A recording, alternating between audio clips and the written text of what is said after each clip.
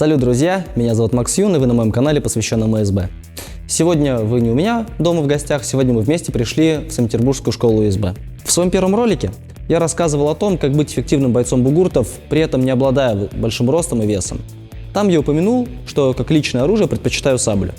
Более того, я считаю, что сабля, возможно, наилучшим образом подходит для легких бегунов. После этого ролика ко мне поступило много вопросов. Люди просили рассказать поподробнее о таком оружии, как сабля. И я решил, что лучшим ответом будет записать полноценный ролик, посвященный сабле.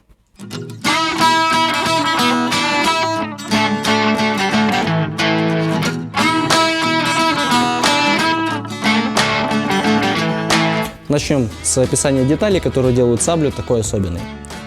Первое – это длина. На мой взгляд, сабля должна быть достаточно длинной. В среднем она на сантиметров на 20 длиннее, чем большинство фальшонов, которые используют многие бойцы ИСБ. Длина моей сабли 92 или 93 сантиметра. Длина клинка около 80-81. Немного школьного курса физики. Скорость, с которой точка движется по окружности, называется линейной.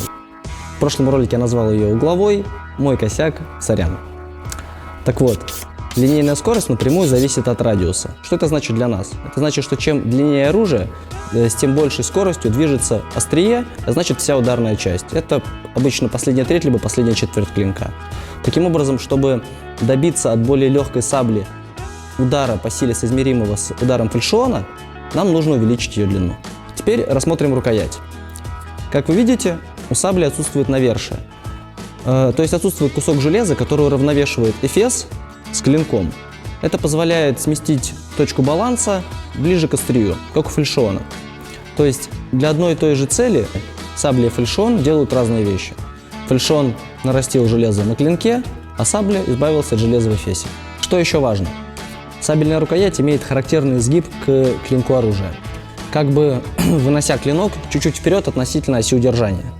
Это дает дополнительные сантиметры пути движения оружия. А это значит, что при прочих равных рука, вооруженная, скажем, прямым мечом, будет более выпрямлена, чем рука, вооруженная саблей, что обезопасит ваш локоть от травм.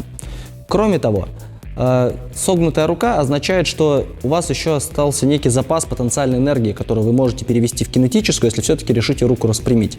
А это значит, что с точки зрения физики у сабли банально выше КПД. Кроме того, что рукоять изогнута относительно клинка, она сама по себе кривая, что дает возможность мизинцу и безымянному пальцу больше участвовать в ударе, осуществляя так называемый дожим, придавая дополнительное ускорение оружию в финальной фазе удара. Скажем, химаисты, фехтуя на саблях, используют вот такой хват. Он называется точный. Они осуществляют дожим с помощью большого пальца, который лежит на спинке рукояти. Тяжелое оружие ИСБ так удержать невозможно. Мы используем вот такой хват. Он называется силовой. При таком хвате осуществлять дожим и контроль клинка в финальной фазе гораздо сложнее. Для этого нужно иметь достаточно сильное предплечье, сильную кисть. Кривая рукоять сабли этот момент облегчает. Про рукоять мы закончили, теперь вернемся к клинку. Многие сабли имеют характерное расширение в последней части. Это называется елмань.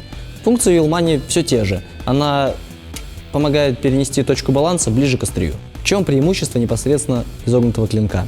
В отличие от прямого меча, изогнутый клинок воздействует точечно. Не так, конечно, как топор либо клевец, но тем не менее пятно контакта куда меньше, чем у прямых клинков. Особенно хорошо это чувствуешь при попадении по большой плоской мишени. Ну, скажем, по спине. По большой плоской мишени. По моему чувству юмора. Кроме того, эффект прилипания у сабли выражен куда более явно, чем у фальшионов. Дело в том, что фальшионы имеют прямое обухо. И даже если это саблевидный фальшион, скажем, фальшион из реки Торп, он имеет достаточно изогнутое лезвие, но прямое обухо. Таким образом, мы получаем широкий клинок с балансом относительно продольной оси, близким к этой самой оси. А это значит, что при попадании в цель такого широкого клинка появляется риск разворота оружия в руке. У сабли таких проблем нет. В этой части отсутствует железо, лезвие не широкое, плюс, как мы помним, кривая рукоять. Все это смещает центр тяжести относительно продольной оси ближе к лезвию. И если все эти объяснения с точки зрения физики для вас сложноваты, приходите к нам в школу ИСБ в Санкт-Петербурге или подойдите ко мне на любом турнире, возьмите саблю, подержите в руке, и вы почувствуете, поймете, о чем я говорю. И еще одно преимущество изогнутого клинка перед прямым – он прочнее. Дело в том, что в большинстве своем мы бьем по достаточно закругленному железу. Таким образом, клинок налетает на некоторую преграду, и прямому клинку в таком случае сломаться проще, ну как палки об колено. А кривой клинок сабли и ее от этого защищает. Скажем, когда я занимался хемо, я сломал пяток прямых клинков. Дело в том, что химаисты используют более поздние сабли, там изгиб минимальный. В итоге я заказал себе саблю с кривым клинком, и эту проблему решила.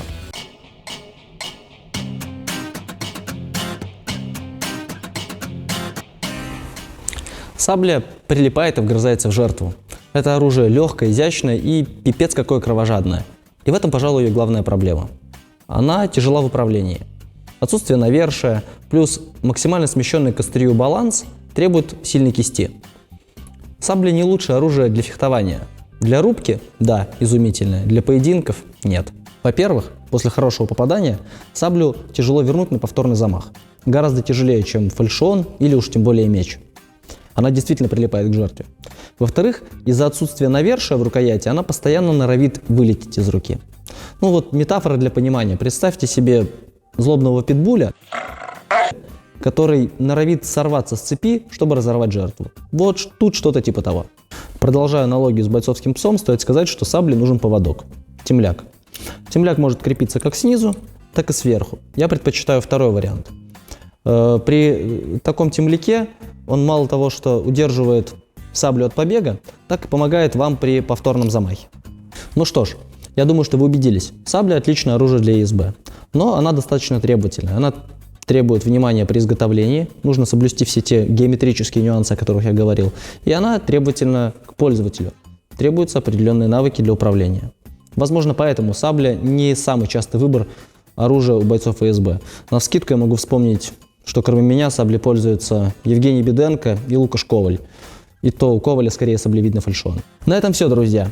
Напишите в комментариях, что вы думаете о таком оружии, как сабля. Так же, как всегда, вы можете написать, о чем, по вашему мнению, мне стоило бы записать еще ролики. Спасибо за внимание, за просмотр. Жмите колокольчик, подписывайтесь. Удачи и пока.